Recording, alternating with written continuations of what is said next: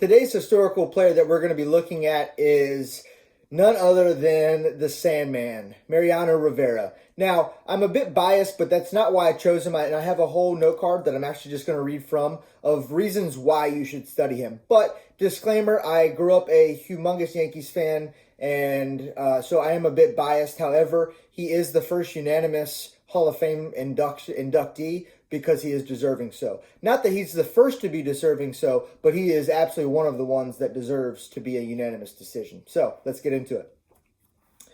He is a 13-time All-Star, 5-time World Series champion. He was a World Series MVP. So he was a closer. So yeah, he won World Series, but how much impact did he have? But he was a World Series MVP, which means he had a lot of impact. And his statistics in the postseason were better than his statistics, or right on par with his statistics of the regular season. He was ALCS MVP one year. He was AL Comeback Player of the Year, and that's exactly the reason why that story is why he's on this list of the initial top 5 of this series of historical players that we want to not forget and actually learn from. I'll come back to that. So he has an MLB record, 652 saves. He was a fringe prospect, which means he was right on the cusp of being a prospect, but not quite a prospect.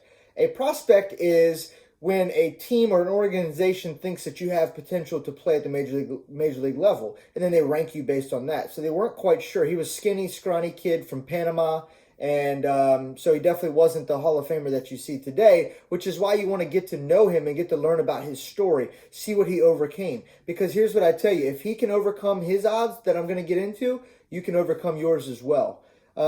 So his strike to walk ratio, throws strikes, he had one pitch at the major league level. One pitch, and I'll get to that. Injuries in 92, elbow stiffness, elbow surgery, was almost traded several times, was a starter when he started out. He was an excellent athlete, which, again, a lot of professional baseball players played multiple sports, and they're excellent athletes in a lot of different areas. Pinpoint perfect at one thing. He was a magician at one pitch doing one thing. And that's kind of what my system is based on, being really, really good at the basics, the fundamentals, simple things, and just mastering that. 8-1 postseason record of all time, a .76 whip, and I'll get into that in a different video. Lowest postseason ERA of .70. Typical ERAs are, the average MLB ERA for a regular season starting pitcher is 3.5, 4, 4.5, somewhere around there. An ERA is earned run average, so it's runs per 9 innings or per game. But it's how many runs do you give up per inning or per game, per 9 innings. So, 3.5, 4 to 4.5 per 9 innings for a starter, not bad. Not bad. It could be a little bit lower. You want to shoot for the low to mid 2s, but, 3.5, 4 is kind of the average, right? .70 postseason ERA. So he got better when the lights got brighter. He got better when the tension got tighter.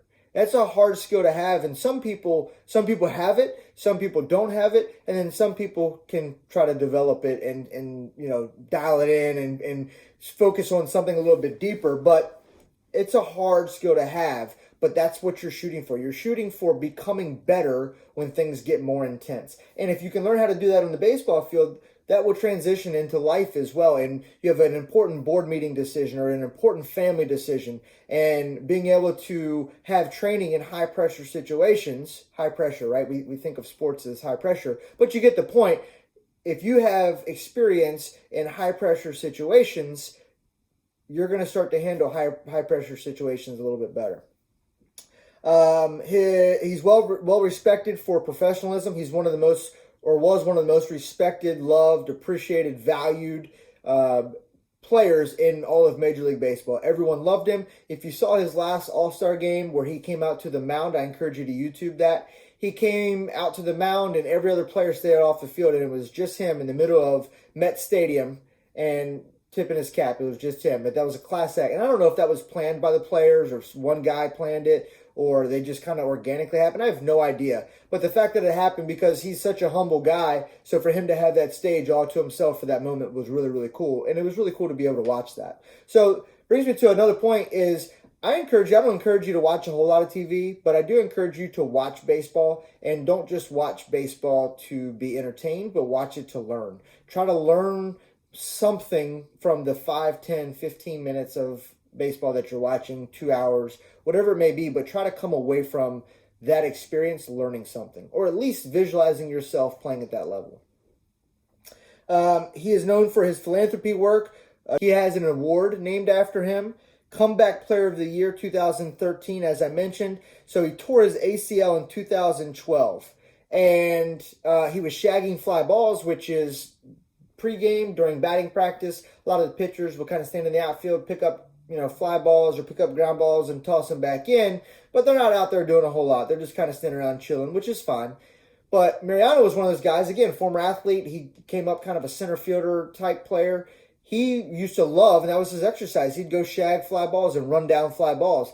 He had done it thousands of times over his career, and one time he was running for a ball, and sure enough, he tore his ACL in 2012. He won the Comeback Player of the Year in 2013, but what is significant about that is, somebody wins the Comeback Player of the Year every year. But what's significant about his is it was 2012. 2013 was his last season in the big leagues, and that was his Comeback Player of the Year season. So in 2012, he was already a 5-time World Series champion. He already had 620-some saves. He already was a unanimous Hall of Fame player already. Why put yourself through the struggles and the mental battle and why would you go through all that to come back for one season? For what? You already have 5 rings. You already have the money. Because he couldn't get enough. He wanted more of that. And that just didn't die. And he wanted to prove to himself that he had what it took to achieve something, and that he could dig deep and accomplish a goal. So that's why I encourage you to do the same thing. Accomplish goals and be willing to do whatever it takes to get there, and not stop until you accomplish it. He was the Presidential Medal of Freedom Award recipient, which is the highest level that civilians can earn, and that was given or bestowed upon him by President Donald Trump.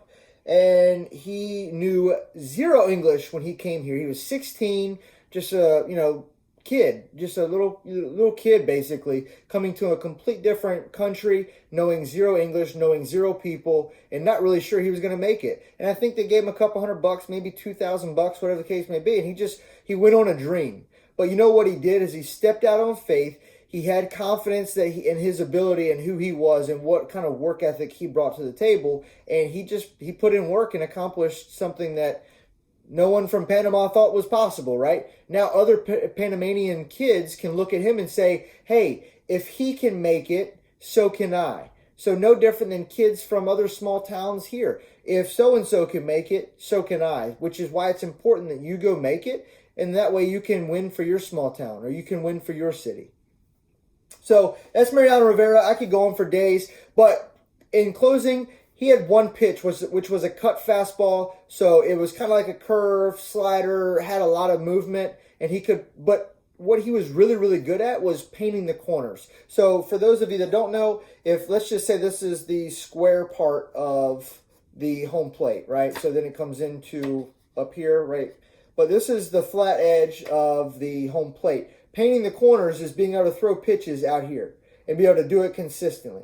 Never making pitches, or very rarely making pitches over the middle of the plate, which lead to home runs and lead to not good things happening. It certainly does not lead to 652 career saves. So Mariano Rivera is a childhood idol of mine. I loved growing up watching him play. Same thing with Derek Jeter. Derek Jeter was my guy, and absolutely loved watching him play as well. But Mariano, Mo, as he goes by, is a phenomenal example. A great man, a great family man, a hard worker, very humble. And so I just highly recommend that you go study him, and any kind of material that you can read, autobiography, watch any YouTube videos, any interviews, anything that you can get your hands on about Mariano Rivera, I would encourage you to do so.